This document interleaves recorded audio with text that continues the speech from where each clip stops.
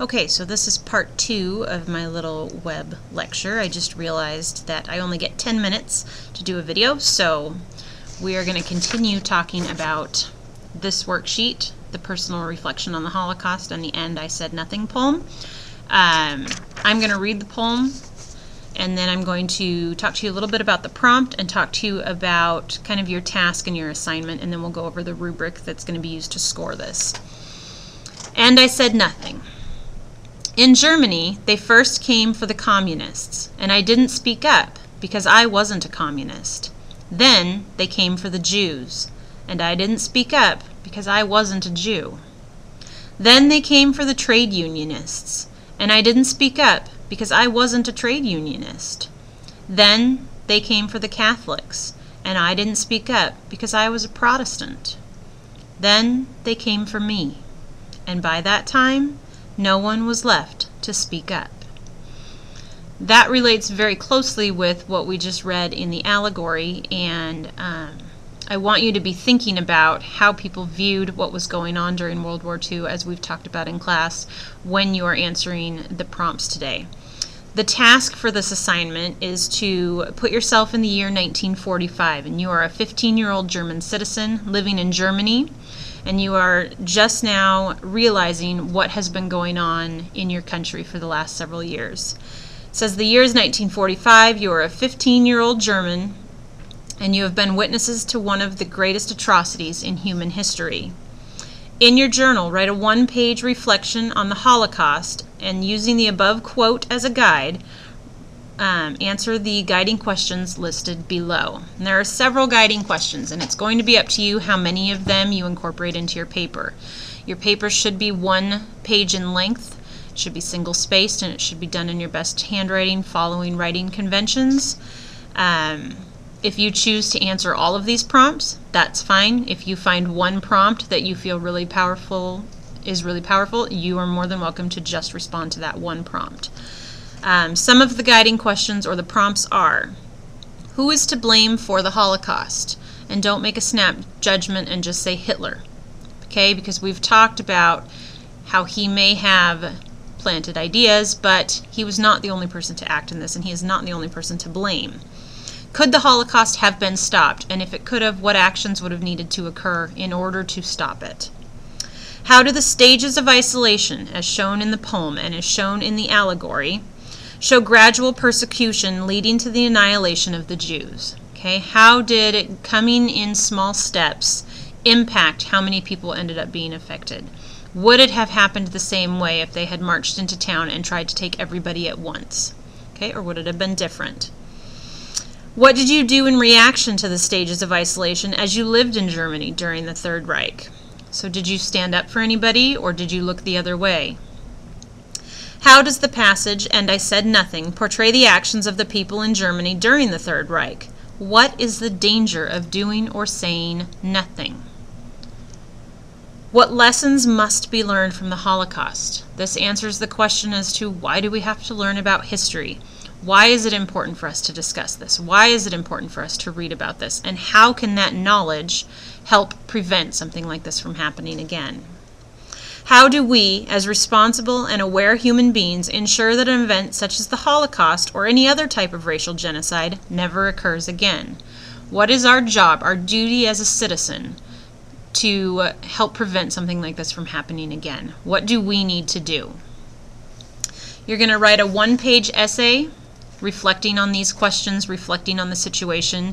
I want you to support your opinions and your statements with facts that we have learned over the last 2 weeks. So use your notes.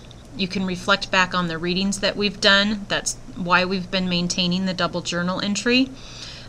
Think about what you've learned and apply it in this essay.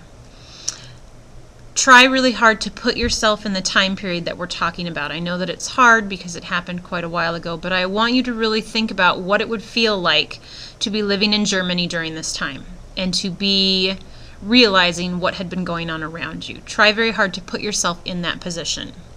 Think critically, okay? Think about what could have been done realistically by German citizens, by the Allied forces, by the Jewish community. Okay, and think about what realistically they could have done with the knowledge that they had at the time, and keeping in mind that they didn't know where this was all going. So they didn't have that basis to fall back on.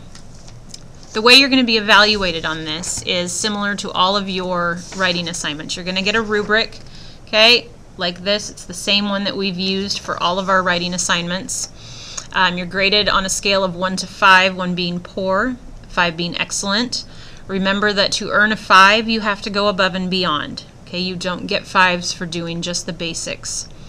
You're going to be broken up into 2 categories. The first category is based on content, and the first criteria is follows the assigned writing task. So you put yourself in their position, you answer the guiding prompts, and you stay in that position. You're not reflecting as a person living in 2011. You're living this through a person who's in 1945. You also must support with facts and details either learned in class or learned in your own research, but you cannot base this entire essay on just your opinion. You have to support it with facts and details. You're also going to be graded based on content, and this is the same for any essay, so you should be familiar with it. It should be written in expository format. You're explaining something. Each paragraph should begin with a general topic sentence and end with a conclusion. Each paragraph should contain relevant supporting details and vivid examples. Use numbers, use statistics, use the information that you wrote down in your notes. Stays on topic and organization. Don't jump from prompt to prompt and then come back again. If you're going to answer 3 prompts, answer each prompt fully and then move on to the next one. Appropriate transitions are used to connect sentences and thoughts. Remember your transition words. The basic ones are first, second, third, or first, next, last. If you can be a little more creative than that, I would appreciate it. But make sure that I can tell the order your paper is meant to be in. This is a handwritten assignment, so it needs to be neat and legible. If you choose to write it on your computer and type it up and print it, that's fine. But keep in mind, as we've talked before on assignments, it has to be in on Monday, and if your printer dies, you need to bring it to me on a flash drive or email it to me to print off. And then also spelling and grammar. Fragments, run-on sentences, spelling and grammatical errors are avoided. Have somebody proofread this for you and make sure that you're not forgetting words, that you're not misspelling things. Remember, we don't use text language in our writing. We don't use smiley faces. Or any of that type of stuff. This is an assessment, and it needs to be presented as one. If you have questions on this assignment over the weekend, because we have had a crazy schedule today and some of you didn't get to have a full class period with me, you can leave comments on the class Facebook page, and I will be checking that regularly over the weekend, and so please do that. You can email me, and my email is listed on the Facebook page as well. Or you can come and see me before school on Monday, but since this is due on Monday, I hope that you will contact me over the weekend. After we have turned in this assignment, we're going to talk about these. We're going to share some of them in class on Monday so that you can hear what other students thought and what other students felt in regards to this topic. And then we're going to be moving on. We're going to be looking at a couple websites and doing some online research on Monday to complete our KWL. And then we will begin the novel next week. And so please make sure you have this, have it completed, and have it ready to go on Monday, because I will expect you to be ready to share it with the class. Again, if you have questions, you need to let me know. And I will see you all on Monday. Have a happy Friday.